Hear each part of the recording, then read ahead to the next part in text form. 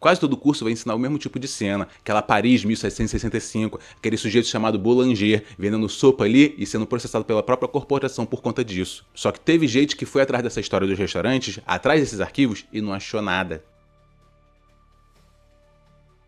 Depois daquele vídeo lá atrás sobre cozinha profissional, onde eu falei até sobre o burnout que eu sofri, muitos pediram mais sobre esse tipo de conteúdo profissional. A parte da história, a parte das técnicas, esse nosso mundinho. Então aqui eu comecei essa série inteira sobre a cozinha profissional, justamente para falar sobre esses episódios de técnicas e histórias. E ela começa justamente no mito onde quase todo o curso ensina com muita confiança. Se tu já passou por alguma escola de gastronomia, tu sabe, essa história do restaurante já é contada com nomes específicos, datas específicas, já tá tudo balizado. E o Boulanger é o marco zero dos restaurantes modernos, o nome que todo curso acredita mesmo antes de checar as fontes. Só que aí chegou Rebecca Spang e ela publicou um livro chamado A Invenção do Restaurante, lá pela Harvard de 2020. Ela foi atrás desse processo para confirmar essas histórias e não só para desmentir. Ela vasculhou o arquivo judicial de Paris, arquivo de polícia, arquivo da Corporação do Ofício de Cozinheiros, isso tudo lá na década de 1760. E ela simplesmente não achou nenhum registro de um restaurateur chamado Boulanger, nem sequer um processo. Até aquele tal carneiro com molho que a corporação reclamou por ele ter vendido, também não achou. Esse tipo de história só vai aparecer ali mais firme no século XIX,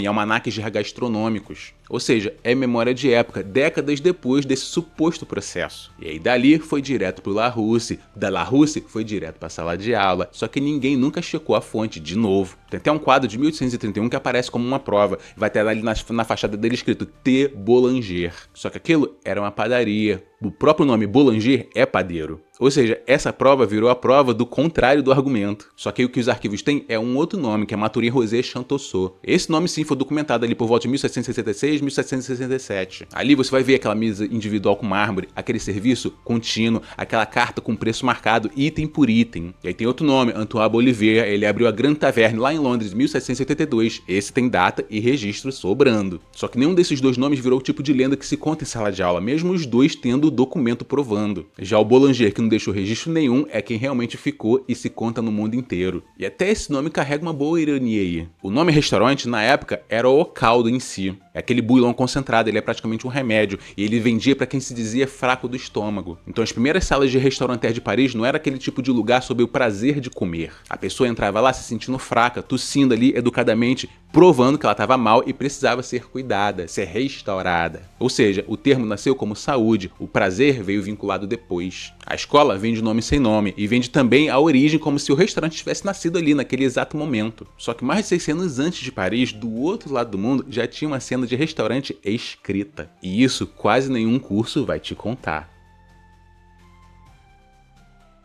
Tem uma cena de restaurante escrita lá no século XII que qualquer cozinheiro vai reconhecer na hora. O atendente decora o pedido de cada mesa, ele grita lá pra cozinha e volta com aqueles pratos empilhados no braço. E essa cena específica tá num livro chamado Dong Jianmen Hualu. Ele foi escrito por Meng Yulau por volta de 1147, 1149. E onde essa história se passa? Kaifeng. Ela já foi uma das capitais do Song do Norte, uma das maiores da China no século XII. Ela era uma casa de chá grande, servia refeição completa, ela dividia a cozinha ali entre norte e sul ao mesmo tempo. E na loja tinha até nomes de pratos específicos. Por exemplo, tinha Hunggenjian, que é uma sopa de cabaça, que um dos autores lembra de memória. E o cliente está lá sentado, escolhendo item a item do cardápio. E aí o atendente, com a comanda na mão, anotando tudo, pedido individual, quente, frio, morno. E aí depois ele passava para a cozinha e voltava com tudo. Pronto, problema resolvido. Então quem já trabalhou como garçom vai reconhecer esse tipo de ritmo na hora. É aquele tipo de pedido decorado, grito pra cozinha, pra saber se tá indo certo, o prato saindo quente antes da mesa reclamar. Então pega esses nomes chineses e troca pelos nomes da tua praça hoje e essa cena continua igualzinho. É o mesmo tipo de sistema que segura qualquer tipo de cozinha em pé hoje. Nome de prato, nome de mesa, ordem de saída, tudo ali guardado na cabeça sem escrever nada ou anotando. Então o autor desse livro, ele não escreveu isso andando ali aleatoriamente pela cidade. Ele foi escrevendo isso de memória, quando ele já era refugiado na região sul, quando a cidade já tinha sido dominada por um outro grupo. Então ele perdeu a cidade, mas décadas depois ele sentou para tentar lembrar dela com a comida. Ele lembra ali o nome da loja e da comida que ele não esqueceu. Aquele tipo de memória que traz temperos misturando o norte e o sul da China. Aquele tipo de barulho que enche o salão. Aquele tipo de prato empilhado no braço de um atendente que ele nunca mais viu na vida dele. E o livro inteiro basicamente isso. É um sujeito tentando não deixar a cidade morrer duas vezes, colocando as memórias dele ali. E hoje chamar isso de restaurante é a briga acadêmica que ainda não fechou. Mas tem pesquisadores especialistas na área que dizem que sim, ele é. Que o primeiro restaurante do mundo nasceu ali. Já o tipo de historiador mais conservador, ele vai preferir trabalhar sem risco, sem colocar nome específico, específico, sem colocar comida específica, mas ainda assim ele vai reconhecer o cenário como um todo de que começou ali. Então aquele pedestal de restaurante francês não caiu sozinho. Ele caiu porque tinha historiador indo direto na fonte chinesa, textos de mais de 900 anos, textos que não entram em emendas de curso. Kaifeng já estava lá, só faltava quem fosse atrás dessa história. Isso é a China do século XII, quase 600 anos da China achar que tinha inventado o restaurante sozinha. Só que a China não foi o único lugar do mundo fazendo isso diferente. Em outra parte do mundo, numa época que a Europa também começava a levar isso um pouco mais sério, o Japão também tinha o seu jeito próprio e nada mais formal do que julgar como luta de sumô. Ele ranqueava de uma forma muito mais popular. No Japão do século XIX, o restaurante era ranqueado do mesmo formato das tabelas de sumô. Cada casa contra a outra, campeão de um lado, campeão do outro, tudo impresso para qualquer um poder comprar na rua. Um pesquisador chamado Eric Roth, ele estudou esses impressos de Banzuki Culinários de Edo e analisou detalhe por detalhe, num exemplar de 1848. Ali ele encontrou tabela de classificação de sumô com formato e tudo específico. Só que ali era estendida a qualquer coisa que valia a pena ranquear, inclusive a comida. Isso não era um documento oficial, era praticamente um pasquim de rua, vendido barato, qualquer um podia comprar ali para circular rápido. E aí casa boa virava lá do leste, casa rival virava lá do oeste, igualzinho os lutadores. Ali não tinha estrela, não tinha nota, tinha posição na tabela e a rua toda comprava para discutir quem ia ser o melhor, quem merecia ficar no topo. E aí do outro lado do mundo, na mesma época, inventava o oposto disso. Vai ter um sujeito aí chamado Grimaud de la Reynière, ele vai começar o Almanaque dos Gourmets, lá em Paris. Isso ainda ali por volta dos anos 1800. Vai ter também o famoso Brillat Savarin, publicando A Fisiologia do Gosto, em 1825. E nesse livro ele tem aquele tipo de mediação especificamente voltada para os restaurantes da época. Só que isso é o tipo de autoridade de um especialista só, escrevendo ali de cima para baixo, decidindo sozinho o que é bom e o que não é. E essa linha de raciocínio que vai desembocar direto no Michelin, com a primeira edição lá de 1900. E da revista, as primeiras estrelas vão começar a surgir na década de 20, década de 30. Só que aí você volta pro Japão, em Edo, e ele faz justamente o inverso, do começo ao fim. O julgamento ali é coletivo, ele é impresso, ele é público, ele é feito para rir e para discutir na porta da loja, sem nenhum crítico com renome saindo dali na frente. Ali são duas ideias opostas do que significa avaliar um restaurante. E eles nascem praticamente na mesma década, cada lado sem fazer a menor ideia da existência do outro. A gente vive ainda hoje nesse mesmo racha, só que agora com outro nome. De um lado tem um monte de gente dando suas notas em aplicativo de comida, como os Banzuki de bairro lá do Japão. E do outro tem aquele tipo de inspetor anônimo decidindo se aquele restaurante vai ganhar estrela sozinho ou não. E esse é aquele tipo de status, herança direta de Brillat Savarin. Edo escolheu o primeiro caminho há mais ou menos uns 200 anos. E até hoje a gente briga para saber a que vale mais, a opinião popular ou a opinião do crítico. O restaurante Yaozen vai aparecer nesses Banzuki de bairro como uma das casas de maior prestígio da cidade. E a fundação dele dizem que foi ali por volta de 1616, 1635. Isso daí vai ser aquele tipo de coisa de data de memória, repetida ali em publicação que veio posterior, e não aquele tipo de contrato de fundação que para medir na régua ali certinho. Porque aí é o mesmo caso do Boulanger, que não tem documentação específica provando. Só que aqui é a mesma disputa de sempre, é texto de especialista virando fonte confiável na hora, ou o pasquim de rua virando curiosidade rápida, porque no fim a autoridade é basicamente isso, é sobre saber quem imprimiu no formato certo e a história decidiu levar a sério e registrar. A cidade de Kaifeng tem documento. Edo tem impressos de rua. Paris tem livros de críticos. Cada um achou seu jeito de provar que sabia comer. Só que teve uma cidade que fez tudo isso antes de qualquer um dos três, e a história oficial nunca chamou aquilo de restaurante.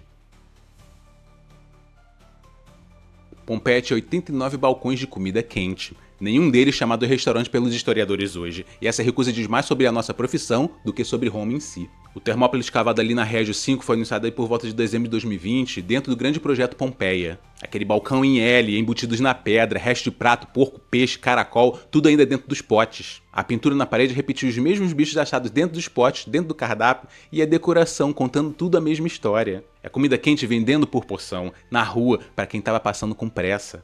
E o número completo disso é muito maior do que um balcão isolado. Um pesquisador chamado Andrew Wallace Hedrew, ele fez um levantamento casa por casa e publicou em 1994. Ele estimou aí que a população de Pompeia tinha por volta de cerca de uns 10 mil habitantes dentro dali do muro. E esse trabalho foi tão preciso que ele é citado até hoje por diversos outros pesquisadores. Agora faz as contas, quase 9 balcões de comida quente para cada 1000 moradores. Só que os historiadores ainda assim não chamam isso de restaurante. E isso é por critério, nem por preconceito. Para eles falta cardápio com escolha por item, falta preço individual anunciado. E falta principalmente o cliente sentado ali escolhendo tudo isso no cardápio. O Termópilo, ele é balcão, ele é comida para levar, é boteco de esquina. Só que o critério inteiro que separa restaurante de venda de comida é critério de classe.